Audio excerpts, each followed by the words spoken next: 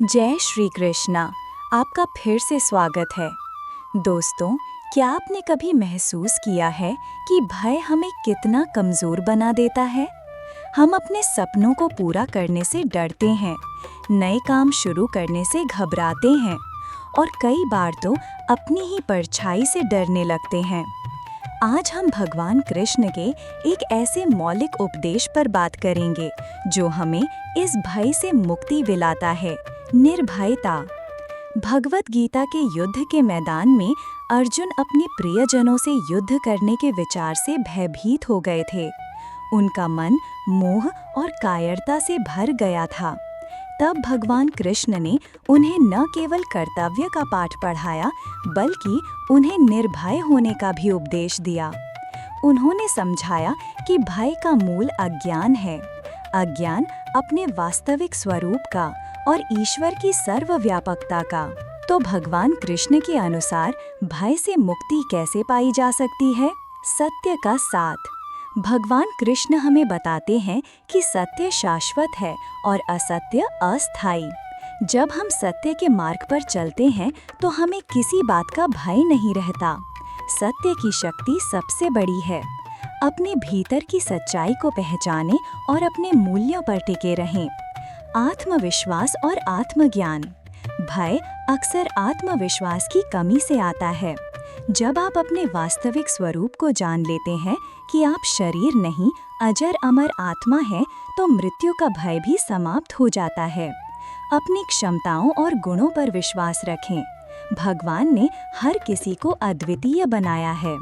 ईश्वर पर अटूट श्रद्धा और शरणागति, ये सबसे बड़ा अभय दान है। जब आप पूरी तरह से ईश्वर पर भरोसा करते हैं और उन्हें स्वयं को समर्पित कर देते हैं, तो आपको ये विश्वास होता है कि वो हर परिस्थिति में आपके साथ हैं।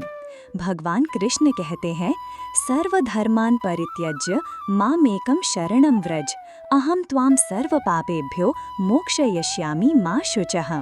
सभी धर्मों का त्याग कर मेरी शरण में आ जाओ, मैं तुम्हें सभी पापों से मुक्त कर दूंगा, शोक मत करो। ये एक परम अभय दान है। कर्म पर ध्यान, फल पर नहीं। जैसा कि हमने अपनी पहली वीडियो में बात की थी, जब हम फल की चिंता छोड़कर केवल अपने कर्म पर ध्यान केंद्रित करते हैं तो असफलता का भय समाप्त हो जाता है। आप अपना सर्वश्रेष्ठ देते हैं और परिणाम ईश्वर पर छोड़ देते हैं। बदलाव को स्वीकार करो। जीवन में परिवर्तन ही एकमात्र स्थिर चीज है।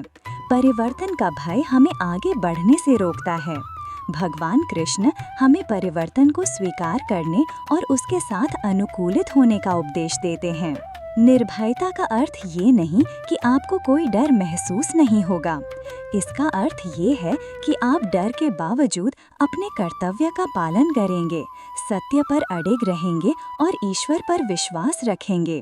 ये एक आंतरिक शक्ति है जो आपको किसी भी चुनौती का सामना करने में मदद करती है। तो दोस्तों, आइए आज से ही भगवान कृष्ण के इस अनमोल उपदेश को अपने जीवन का हिस्सा बनाएं और निर्भय होकर अपनी जिंदगी जिएं। जब आप भय मुक्त होते हैं तो आपकी वास्तविक क्षमताएं निखर कर सामने आती हैं।